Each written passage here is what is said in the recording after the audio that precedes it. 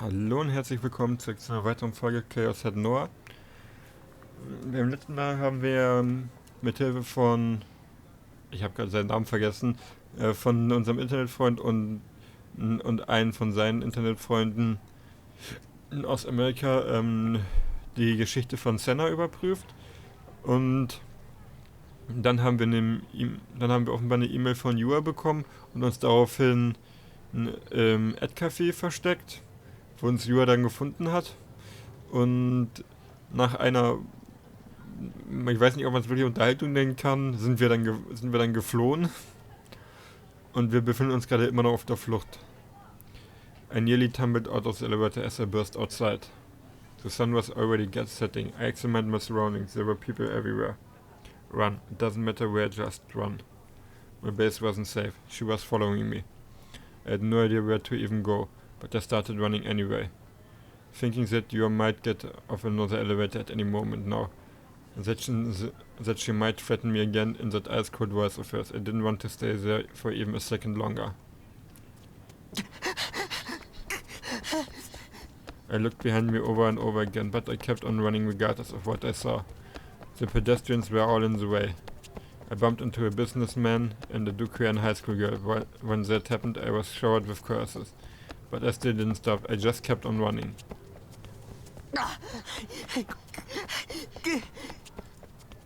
It hurt to breathe. I picked some random ass road without thinking, and I still had no idea where I was running. I stopped to catch my breath. I checked the scenery around me where I was standing. And it was in front of Maruichi, which meant I could take shelter in Miyashita Park. I would take a quick break there, then I would run somewhere farther away. If I went to Yoyogi Park, there would be plenty of places to hide, so I could spend the night there. Boah. I couldn't help but wonder what was behind me. I didn't see any signs of Yua. However, I wouldn't be surprised if she appeared in front of me at any second now, complete with the most terrifying demonic expressions I had ever encountered. My instinct screamed at me. Run, you need to run. Exhausted, I weakly sat down on the pavement of the Miyashita Park overpass. I had run way too much. My throat was dying. I wanted to drink a nice ice-cold cola, but I didn't see any vending machines nearby. Maybe I was okay, now that I had come this far. No, I couldn't be careless. I still had to be fully aware of my surroundings. There should only be a few people in Miyashita Park at night. Or at least that was what I expected, but much to my surprise it wasn't the case. There was a businessman walking briskly through the park, likely using it as a shortcut, an older man sitting on a bench messing with his cell phone, several homeless people sitting around absent-mindedly, and lastly a person wearing blue talking to one of them, a police officer. Komm, wir kicken die nächste Delusion uns rein. The police. I gulped audibly. I remembered that I'd been questioned by a pair of detectives a while ago. I hadn't heard a single thing from them since then. They had said they were going to guard the area surrounding my base, but there was no sign of them following through it. Also, according to Misumikun, they'd apparently come to investigate Tsume. Those two detectives, what are the names again? I couldn't remember. I told both of them the truth about what I had witnessed at the scene of the crucifixion. But in hindsight, I couldn't help but think that they had clearly been looking at me with suspicion as I did. Right as I thought that the policeman who had been talking to the homeless man glanced at me, or at least that was how it felt. Oh no. Also die Delusions kicken gerade in echt hoher Reihenfolge. No, I had to be imagining things. There was no way the police would suspect me of anything. I wasn't a murderer. I wouldn't hurt a fly. Forget that. For now, I would just take a break for a little bit longer. My chest still hadn't stopped pounding. For no particular reason, I looked up at the sky as my shallow breathing continued. I couldn't see any stars. The glaring artificial light that shone above the ground cast a thin vein across the Shibuya sky. It blocked out even the faintest light of the stars that had traveled for decades, for centuries, to get here, transforming to the night sky into a flat, emotionless blackness. What a piece of shit sky. But that was normal for Shibuya. For someone living in Shibuya, the sky was my sky. I returned my gaze to the policeman from earlier and I jumped. The policeman was coming toward me. I had to avoid making eye contact.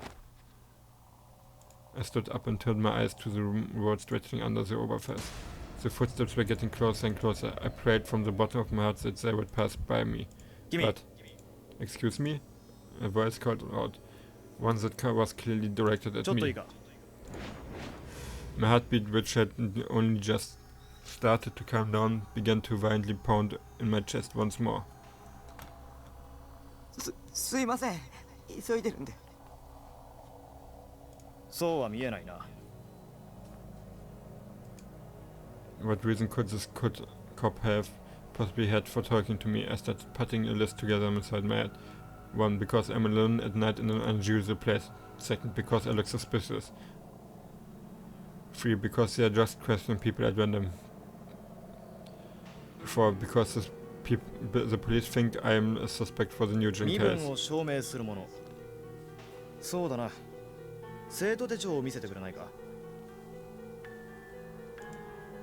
Damn it, I didn't have time for this. I need to hurry up and hide somewhere less conspicuous. If I didn't, you would find me again. But if I ran away from the cops, I could get arrested for obstructing of justice. Not only that, but if they were investigating me because of reason for them bolting, would put me in an even worse position. Regardless of the circumstances, I had to get past this cop and I had to do it fast. With no other options, I took my student handbook out from inside my uniform, poked it, and handed it over to the officer. The officer took it and flipped it open to check my name and photo. Immediately after, some things changed on his face. His expression stiffened. What was up with him? Did my name really warrant that kind of reaction? Maybe I really am a new Jin suspect. The police were mistaken. I hadn't done anything. Yua made up her mind and decided that I was a new Jin criminal. She said I just wasn't aware of it. That couldn't be true. I didn't sleepwalk. I didn't have multiple personalities. Stop screwing with my head. To my surprise, the policeman readily returned my handbook to me. He then quickly turned back around and headed towards the park, almost as if running away. How he was acting spoke far louder than words. I had a terrible feeling about this. Did they actually suspect me? I stared at the officer's back, frozen. Then the policeman suddenly gave a light blow to the man sitting on the bench, or at least it was what it had looked like. Something's off. Was it just my imagination?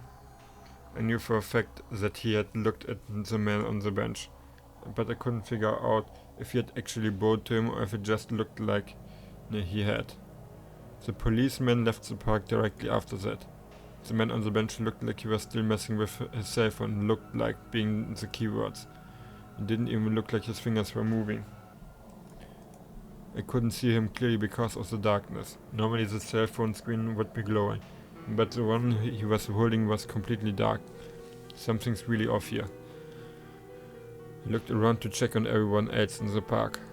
One of the homeless people was slouching on the ground at the base of a large tree, a spot that was far removed from the others. He didn't move in the slightest. All he did was hold up a strange sign, his face staring down on the ground. The three or so homeless people squatting in front of the small hut covered by a blue tarp didn't seem to be having much of a conversation. They were just sitting around in a circle. One of them had their hand over their mouth. It almost seemed like they were doing it deliberately, like they were trying to cover their mouth with their hand and collar or something. Or at least that was what it looked like to me. I didn't know why exactly, but something feels off. There was a strange sense of tension seizing the air. Granted, it could have just been my imagination, but hold on. Was it possible that everyone was an undercover cop? The delusion floated up to the top of my head, and I shuddered. I frantically told myself that it was nothing more than a sudden delusion. A delusion. But even if it was, I didn't want to stay here any longer. Time to run. I broke into a sprint. I ran across the overpass and headed for the stairs leading down to Meiji Dori. I stopped right in front of them and wiped around to look behind me. The man on the bench was getting up. None of the other people moved. His body turned toward me, but his head was facing sideways. He was making his way toward me. He seemed to be walking a little faster than someone normally would. He was chasing me. That man was a detective. His build was unusually bulky. I didn't even know what his job could be otherwise. I couldn't figure anything out from his appearance alone. I can't tell if he's a detective from just that. No, he had to be one. There was no way he wasn't one. He was tailing me. I couldn't stay here. I bolted down the stairs. Shit. No, it wasn't just you that was after me, but the police too. And I hadn't done anything wrong. I hadn't done anything at all. Jetzt kommt die Szene, auf die ich schon lange warte? Fragezeichen? I should just tell them I was innocent. But even if I did, I couldn't get away from the fact that I was literally running away from the police right now. Besides, I was sure that the police would find some way to pin it on me regardless. They would never believe an otaku freak like me. I didn't have time to think about what would happen next. For now, I just needed to get away from you and the police.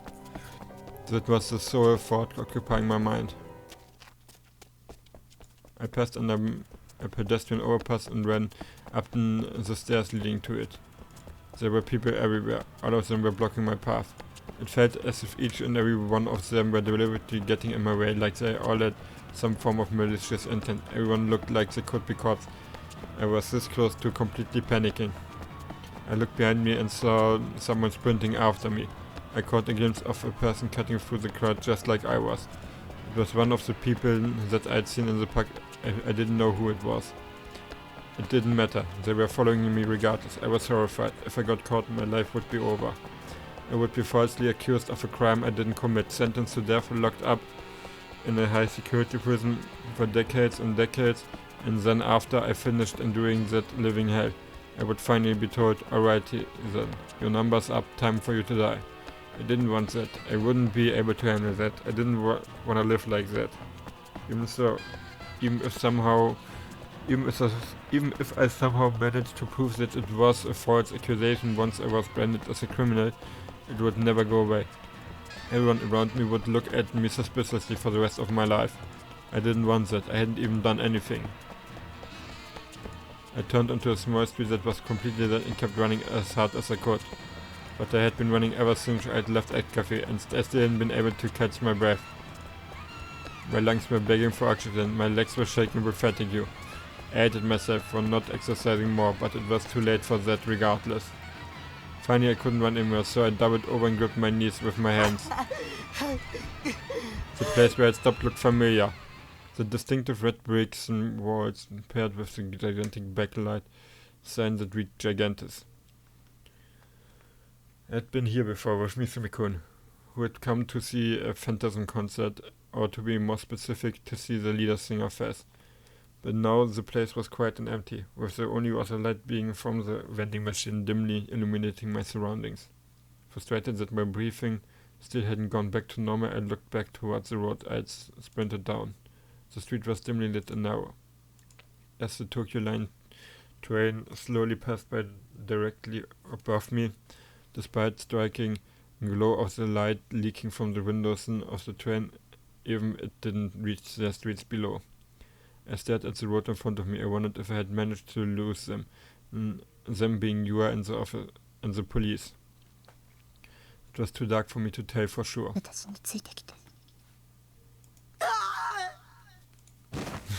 Suddenly I heard the woman's voice in my ear and let out a pathetic scream before I toppling to the ground.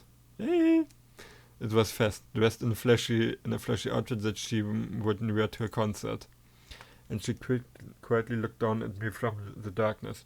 The eruptive energy that she'd given off while she was on stage was now completely absent, making her appear almost transient, like she might disappear at any moment. Because of that darkness, I couldn't see her expression. As my mind wandered in my surprise, Fez gently held her hand out to me. Her tone of voice was dispassionate, but I could tell that she wasn't going to let me argue with her. Still holding out her hand, Fess slowly craned her neck, then narrowed her eyes as if she had seen through the darkness. 逃げないと。 Why? Did she know that I'd been running from you and the police? I was freaked out for a second, but I knew that right now salvation was almost within my grasp. That was why, as if I was clinging to my only hope left, I took her hand. Hand was cold to the touch. Right as I stood up, Fess started running, and I was already utterly exhausted. I felt incredibly resentment, but I knew that if it hadn't been for Fess, I would have never been able to stand up again, and the police would have likely caught up with me. I still wanted to quench my dying thirst in some way, but I knew I couldn't afford to. Fess pulled me by the hand and led us forward. We entered a narrow alleyway and made turn after turn at various intersections. I had no idea where I was running to. I wasn't even familiar with the layout of Shibuya, so I had no choice but to follow Fess the entire time. I nearly entertained the idea that this could be another trap set up by Shogun, but I shook the thought out of my head. Even if Fess was another one of Shogun's underlings, there would be nothing I could do about it. My legs were heavy with a lactate exit, and I was starting to feel lightheaded, probably because my brain hadn't been getting enough oxygen due to all the running. I was this close to crying out and saying that I couldn't run anymore. Ich sehe hier gerade was auf Deutsch. Auch wenn es nicht komplett ist. In fact, I may or may not have said it several times unconsciously. But even so, Fess never once looked back at me. She just kept on going. Before I knew it, I found myself on a road where the Shoot Expressway ran overhead.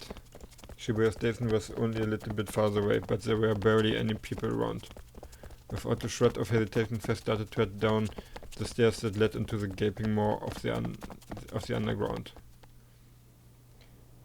Upon reaching the bottom of the stairs, she finally came to a stop. Ja, endlich die Szene. I let go of Fess' hand and doubled over on the stairs, gasping for breath. I wondered how much running I had done today.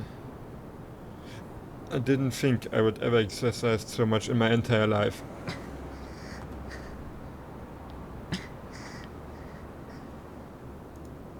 For a while, the only sound present in the dim, dreary underground tunnel were the sounds of me and Fess breathing. I looked up at the entrance where we had just come down from, but there was no sign of our pursuers. I guess that meant we had managed to escape somehow. That aside, this was my first time learning that this underground passage even existed. On top of that, even though it was fairly close to the station, there wasn't a single person passing through it. One of the fluorescent lights that illuminated the tunnel was on its last legs, flickering on and off without end. There was a faint smell of rotting garbage in the air. It was a place that symbolized the underground side of Shibuya. If someone were to attack me here, even if scrambled as loud as I could, it may not even reach the outside. This was not a place I would ever want to come along to. Calm, next delusion. Still breathing heavily, I slowly examined Fess' profile. She was a charismatic songstress who captivated the youth of Shibuya. People even called her a prophet. And now that very same Fess was here alone with an otaku freak piece of shit like me, I wasn't sure what to make of it. Her forehead was beading with sweat, with several drops running down her cheeks. She was wiping it off with the back of her hand. Her breast exposed through her camisole rose and fell with every breath she took. A glimpse providing heavy eroticism in an atmosphere flowing with energy. More didn't do it justice. The best and only possible word befitting her was erotic.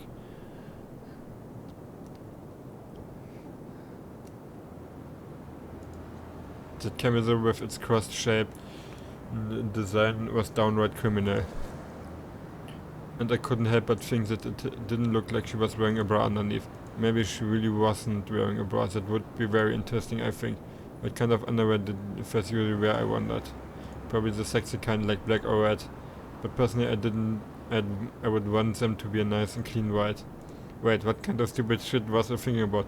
Did I forget the situation I was 追わ in? れてたわね。えうん。警察。 I nodded in response.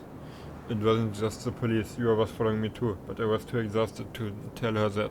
私も同じ。 Huh?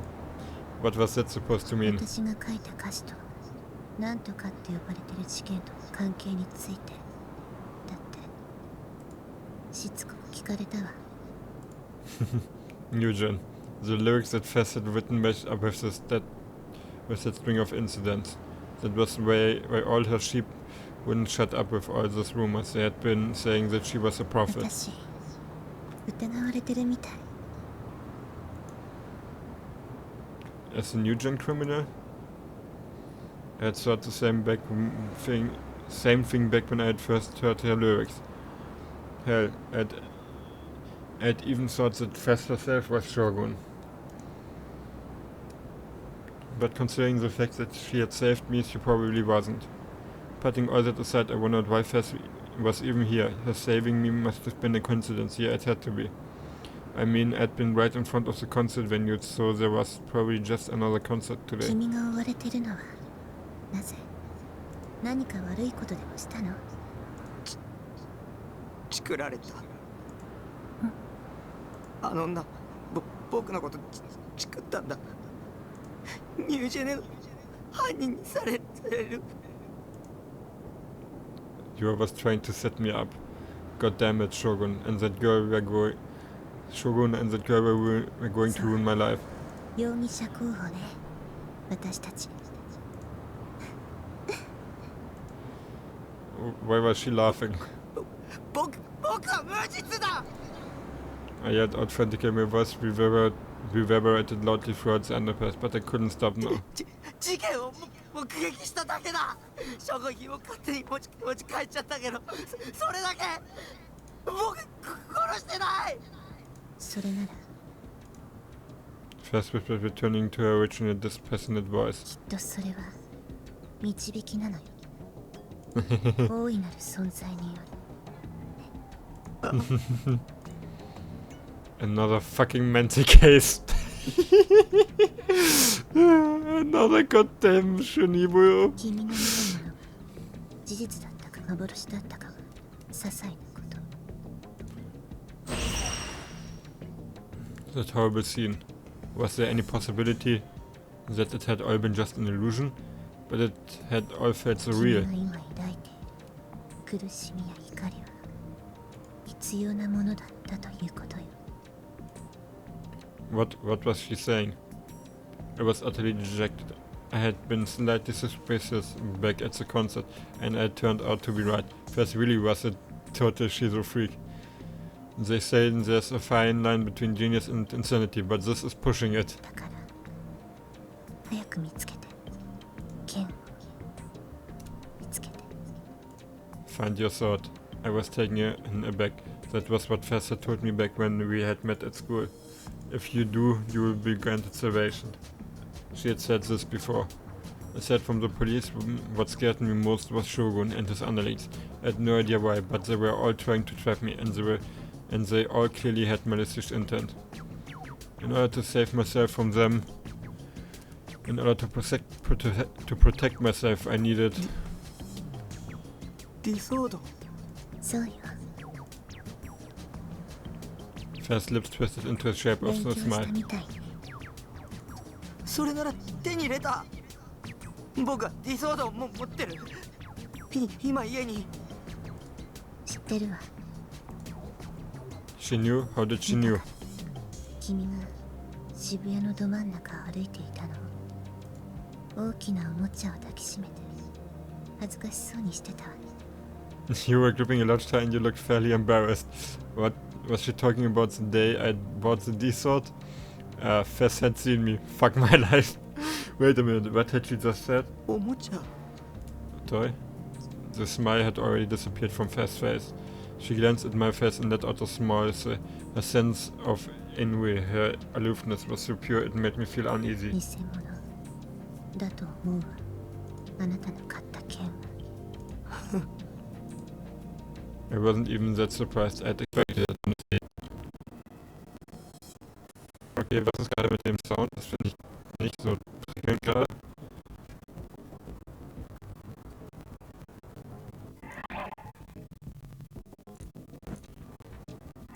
Ich bin gerade etwas irritiert von dem Sound, ja?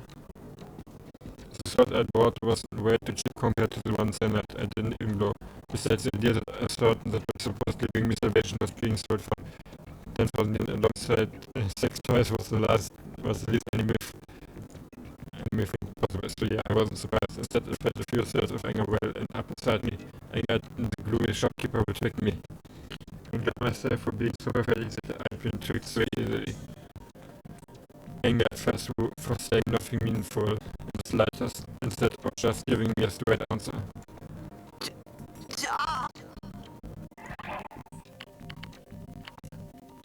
Okay, das ist gerade etwas.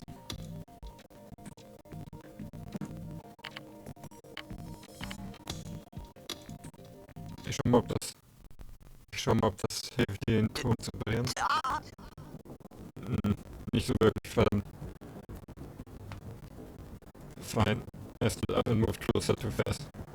No way I would have never done something like that, but I was just right.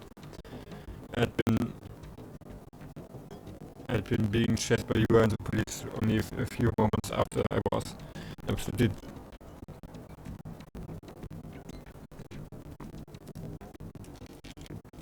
and I was absolutely terrified.